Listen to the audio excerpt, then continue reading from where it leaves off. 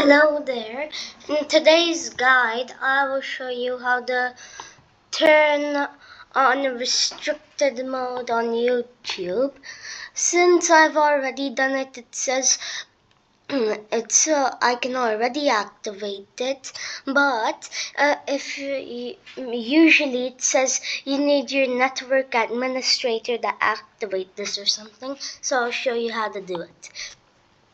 You go here, click the three dots, then go to settings, then you go to privacy and security, then you go down to security, and then there's a secure DNS, click that, and change your DNS provider to either Cloudflare or Google public DNS.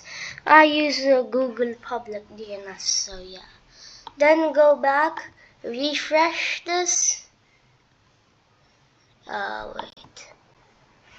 And ta-da, you got restricted mode on.